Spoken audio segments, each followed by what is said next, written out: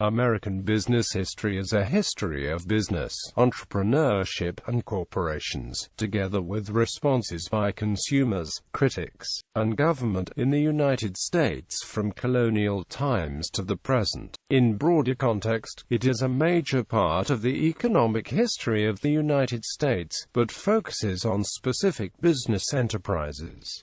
Colonial Era New England. The New England region's economy grew steadily over the entire colonial era, despite the lack of a staple crop that could be exported. All the provinces and many towns as well tried to foster economic growth by subsidizing projects that improved the infrastructure, such as roads, bridges, inns, and ferries. They gave bounties and subsidies or monopolies to sawmills, grist mills, iron mills, pulling mills, saltworks, and glassworks. Most important, colonial legislatures set up a legal system that was conducive to business enterprise by resolving disputes, enforcing contracts, and protecting property rights. Hard work and entrepreneurship characterized the region, as the Puritans and Yankees endorsed the Protestant ethic, which enjoined men to work hard as part of the divine calling.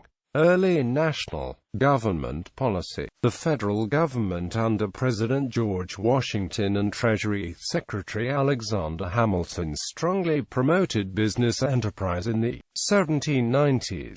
He had a vision of an industrial nation, based on the strength of urban America. Washington himself was business-oriented, and was involved in numerous projects to develop transportation and access to western lands. Banking. Organized banking began on a small scale after the American Revolution, with a few private banks in Boston and New York, such as the Bank of North America. At Hamilton's initiative, and over the opposition of Thomas Jefferson, Congress set up the privately owned First Bank of the United States to provide a uniform financial system for the 13 states. The bus handled national finances, tax receipts, and government expenditures, and funded the national debt. Increasingly became involved in lending to business, and especially assisting new local banks in unifying the national monetary and financial system. Jefferson supporters never stopped complaining of the dangers provided by the special interests behind a private national bank, and blocked the renewal of its charter in 1811. The bank closed, and the government had enormous difficulty in financing the War of 1812. President James Madison, despite his Jeffersonian heritage of anti-banking rhetoric, realized the need for a replacement, and the Second Bank of the United States was opened in 1816. It flourished, promoting a strong financial system across the country, until it was challenged and destroyed by President Andrew Jackson, Jefferson's successor, in the Bank War of 1832. During the Civil War, the Lincoln administration strongly supported banking, making it attractive for local banks to invest in federal bonds, which could then be used to set up a local national bank. The nation operated without any supervising national bank until 1913, when the Federal Reserve System was created. Business centers. Boston remained the dominant business center in New England, and indeed its entrepreneurs pushed further west as far as Chicago, San Francisco. The Boston associates were merchants who took the fortunes made in world trade, and concentrated on building factory towns near Boston, most famously Lowell. By 1845, there were 31 textile companies, located in Massachusetts, New Hampshire, and southern Maine, produced 1/5 of all cotton and wool textiles in the United States. With the capital earned through these mills, they invested in railroads, especially the Boston and Lowell. These railroads helped transport the cotton from warehouses to factories. These Boston-based investors established established banks, such as the Suffolk Bank, and invested in others. In time, they controlled 40% of banking capital in Boston, 40% of all insurance capital in Massachusetts, and 30% of Massachusetts railroads. Tens of thousands of New Englanders received employment from these investors, working in any one of the hundreds of the mills. Baltimore in the South. By far the major business center was Baltimore, Maryland. It had a large port to handle imports and exports, and a large hinterland that included the tobacco regions of Maryland and Virginia. It dominated the flour trade. Alexander Brown arrived in 1800 and set up a linen business, and his firm Alex. Brown and Amp Sons expanded into cotton and shipping, with branches in Liverpool, England, Philadelphia, and New York. The firm helped finance the Baltimore and Ohio Railroad to tap its own hinterland as far as Pennsylvania and Ohio. Brown was a business innovator after 1819, when cash and short credits became the norms of business relations. By concentrating his capital in small risk ventures and acquiring ships and stock in the Second Bank of the United States, he came to monopolize Baltimore's shipping trade with Liverpool by 1822. Brown next expanded into packet ships, extended his lines to Philadelphia, and began financing Baltimore importers, specializing in merchant banking from the late 1820s to his death in 1834. The emergence of a money economy and the growth of the Anglo-American cotton trade allowed him to escape Baltimore's declining position in transatlantic trade. His most important innovation was the drawing up of his own bills of exchange. By 1830, his company rivaled the Bank of the United States in the American foreign exchange markets, and the transition from the traditional to the modern merchant was nearly complete. It became the nation's first investment banking. Baltimore and Ohio Railroad. Baltimore faced economic stagnation unless it opened routes to the western states, as New York had done with the Erie Canal in 1820. In 1827, 25 merchants and bankers studied the best means of restoring the portion of the western trade which has recently been diverted from it by the introduction of steam navigation. Their answer was to build a railroad, one of the first commercial lines in the world. The Baltimore and Ohio Railroad became the first important American railroad. Some 20,000 investors purchased $5 million in stock to import the rolling stock and build the line. It was a commercial and financial success, and invented many new managerial methods that became standard practice in railroading and modern business. The B&O became the first company to operate a locomotive built in America, with the Tom Thumb in 1829. It built the first passenger and freight station and was the first railroad that earned passenger revenues, and published a timetable. On December 24, 1852, it became the first rail line to reach the Ohio River from the eastern seaboard. The B&O Railroad was merged into CSX in 1987. Big business. The impact of the railroads. Railroads had a dramatic large-scale impact on American business in 5 dimensions. Shipping freight and passengers. First, they provided a highly efficient network for shipping freight and passengers across a large national market. The result was a transforming impact on most sectors of the economy, including manufacturing, retail and wholesale, agriculture and finance, supplemented with the telegraph that added rapid communications. The United States now had an integrated national market practically the size of Europe, with no internal barriers or tariffs, all supported by a common language and financial system and a common legal system. The railroads have first supplemented, then largely replaced the previous transportation modes of turnpikes and canals, rivers and intracoastal ocean traffic. The late 19th century pipelines were added, and in the 20th century trucking and aviation. Basis of the private financial system. Railroads financing provided the basis of the private financial system. Construction of railroads was far more expensive than factories or canals.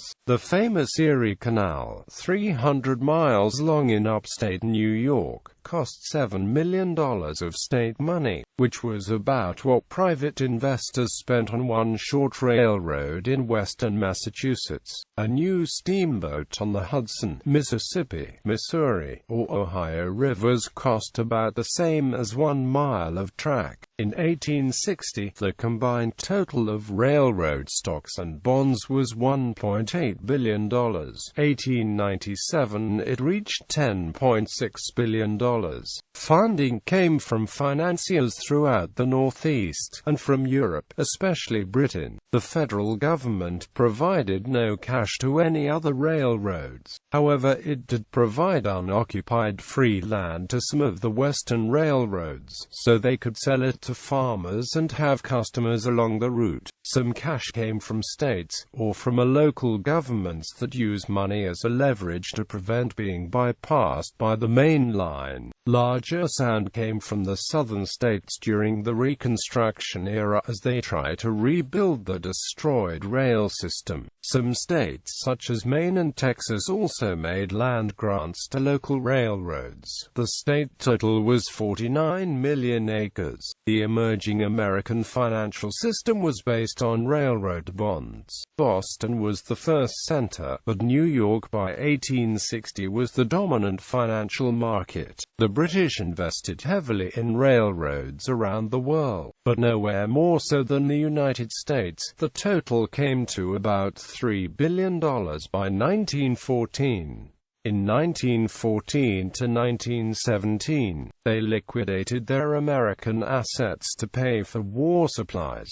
Inventing modern management. The third dimension was in designing complex managerial systems that could handle far more complicated simultaneous relationships than could be dreamed of by the local factory owner who could patrol every part of his own factory in a matter of hours. Civil engineers became the senior management of railroads. The leading innovators were the Western Railroad of Massachusetts and the Baltimore and Ohio Railroad in the 1840s, the Erie in the 1850s and the Pennsylvania in the 1860s. After a serious accident, the Western Railroad of Massachusetts put in place a system of responsibility for district managers and dispatchers keep track of all train movement. Discipline was essential. Everyone had to follow the rules exactly to prevent accidents. Decision-making powers had to be distributed to ensure safety and to juggle the complexity of numerous trains running in both directions on a single track, keeping to schedules that could easily be disrupted by weather, mechanical breakdowns, washouts or hitting a wandering cow. As the lines grew longer with more and more business originating at dozens of different stations, the Baltimore and Ohio set up a more complex system that separated finances from daily operations. The Erie Railroad, faced with growing competition, had to make lower bids for freight movement, and had to know on a daily basis how much each train was costing them.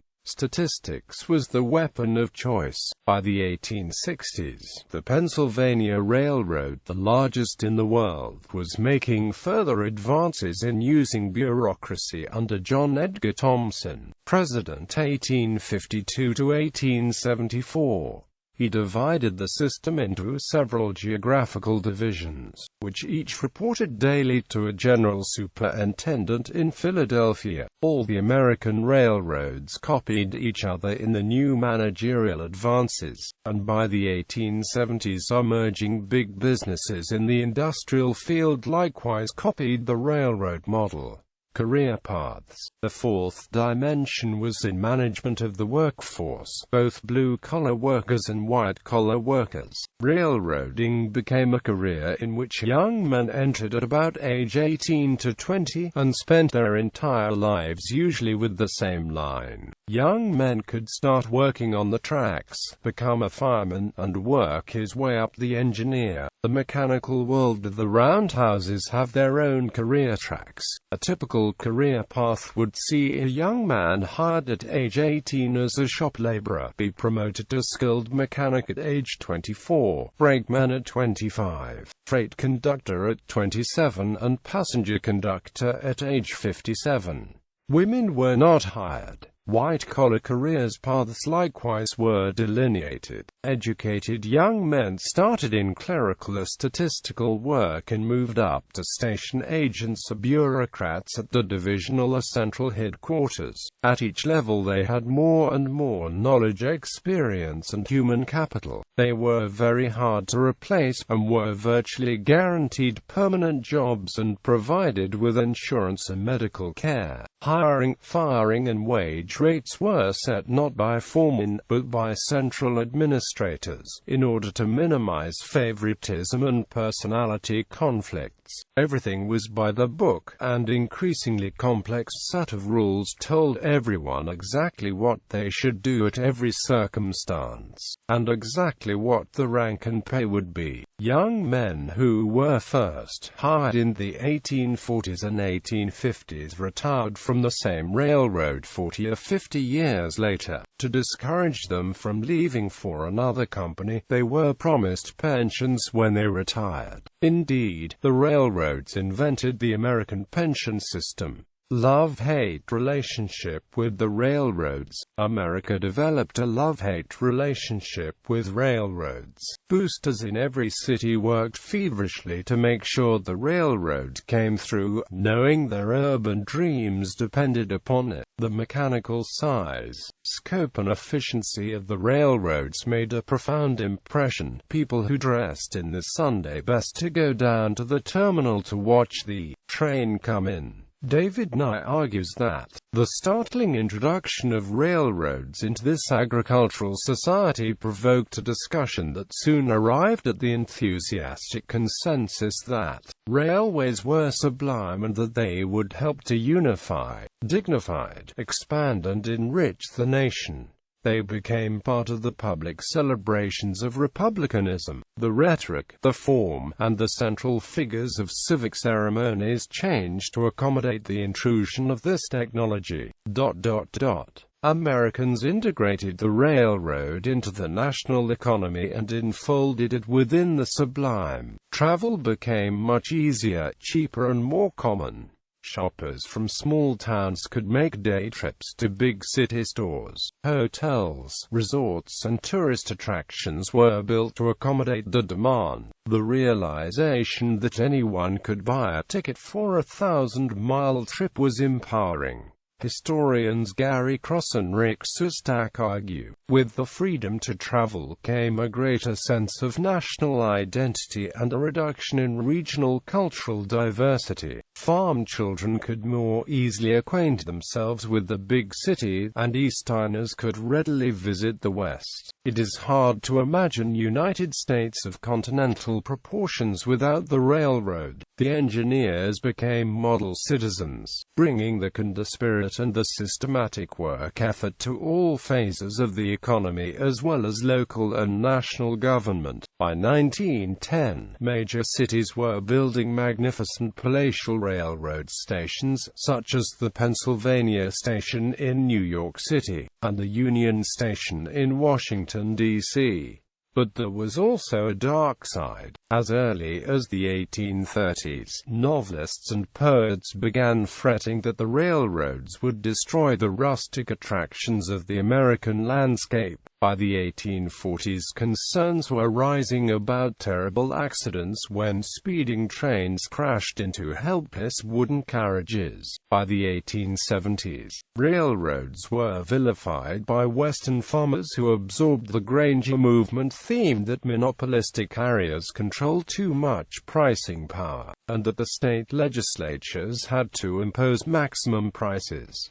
Local merchants and shippers supported the demand and got some Granger laws passed. Anti-railroad complaints were loudly repeated in late 19th century political rhetoric. The idea of establishing a strong rate-fixing federal body was achieved during the Progressive Era, primarily by a coalition of shipping interests. Railroad historians mark the Hepburn Act of 1906 that gave the Interstate Commerce Commission the power to set maximum railroad rates as a damaging blow to the long-term profitability and growth of railroads. After 1910, the lines faced an emerging trucking industry to compete with for freight, and automobiles and buses to compete for passenger service. Marketing. The general stores, and itinerant peddlers dominated in rural America until the coming of the automobile after 1910. Farmers and ranchers depended on general stores that had a limited stock and slow turnover. They made enough profit to stay in operation by selling at high prices. Often farmers would bat about cheese, eggs, vegetables, or other foods which the merchant would resell. Prices were not marked on each item. Instead, the customer negotiated a price. Men did most of the shopping, since the main criterion was credit rather than quality of goods. Indeed, most customers shopped on credit, paying off the bill when crops, hogs or cattle were later sold. The owner's ability to judge creditworthiness was vital to his success. The store was typically a gathering point for local men to chat, pass around the weekly newspaper, and talk politics. In the South, the general store was especially important after the Civil War, as the merchant was one of the few sources of seasonal credit available until the cash crops were harvested in the fall. There were very few nearby towns, so rural general stores and itinerant peddlers were the main sources of supply. Retail in towns and small cities. In the small cities, consumers had more choices, usually purchasing dry goods and supplies at locally owned department stores. Sometimes entrepreneurs opened stores in nearby cities, as did the Goldwater family in Arizona. They had a much wider selection of goods than in the country general stores and price tags that gave the actual selling price. Department stores provided limited credit and set up attractive displays and, after 1900, window displays as well. The clerks, usually men before the 1940s, were experienced salesmen whose knowledge of the products appealed to the better-educated middle class. Women who did most of the shopping. The keys to success were a large variety of high-quality brand-name merchandise, high turnover, reasonable prices, and frequent special sales. The larger stores sent the buyers to Chicago or other big wholesale centers once or twice a year to evaluate the newest trends in merchandising and stock up on the latest fashions. By the 1920s and 1930s, large mail-order houses such as Sears, Roebuck & Co. and Montgomery Ward provided serious competition. In response, the local department stores came to rely even more on salesmanship as well as close integration with the community. See List of defunct department stores of the United States. The big city department store. In every large city, department stores appeared in the mid-19th century aimed at affluent women customers. They followed a model that originated in London and Paris. But all the major department stores quickly copied new features from each other. In New York City in 1862, Alexander Turney Stewart built a store on a full city block with 8 floors and 19 departments of dress goods and furnishing materials. Carpets, glass and china, toys and sports equipment ranged around a central glass-covered court. His innovations included buying from manufacturers for cash and in large quantities, keeping his markup small and prices low. Truthful presentation of merchandise, the one-price policy, simple merchandise returns and cash refund policy, selling for cash and not credit. Buyers who searched worldwide for quality merchandise, departmentalization, vertical and horizontal integration, volume sales, and free services for customers such as waiting rooms and free delivery of purchases. Beauty and elegance were central themes. The department stores hired attractive upscale young women to deal with the customers, while the back rooms the men made practically all the decisions. Self-service. Until now, retail stores involved customers giving orders to clerks who assembled merchandise. Self-service, whereby the customer roamed the aisles and picked out what she wanted, was innovation in the early 20th century that made possible supermarket, grocery chains and other forms of chain stores. Clarence Saunders launched the self-service revolution with his Piggly Wiggly store in Memphis, Tennessee in 1916. The store depended on personal shopping baskets, branded products, and checkouts at the front. A critical ingredient was the educated consumer who had familiarized herself with brand name products and prices. By 1922, Piggly Wiggly had opened 1,200 stores in 29 states. Saunders, however, went bankrupt through speculation on Wall Street in 1923. By 1932, the chain had grown to 2,660 stores, doing over $180 million annually.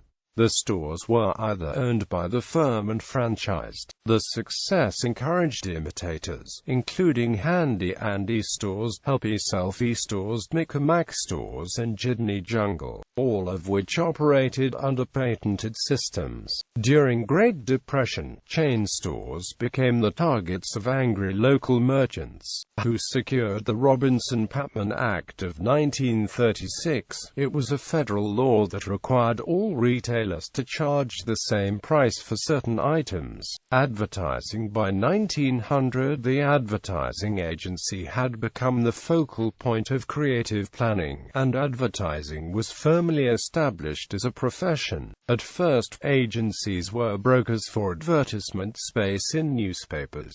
N.W. Aaron Son was the first full-service agency to assume responsibility for advertising content. N.W. opened in 1869, and was located in Philadelphia. In 1893, 104 companies spent over $50,000 each on national advertising. Most sold patent medicines, which faded away after the federal food and drug legislation of the early 20th century. 7 innovators had emerged in the big time: Quaker Oats, Armour Meat, Cudahy Meat, American Tobacco Company, P. Laurier Tobacco, Remington Typewriters, and Procter & Gamble Soap.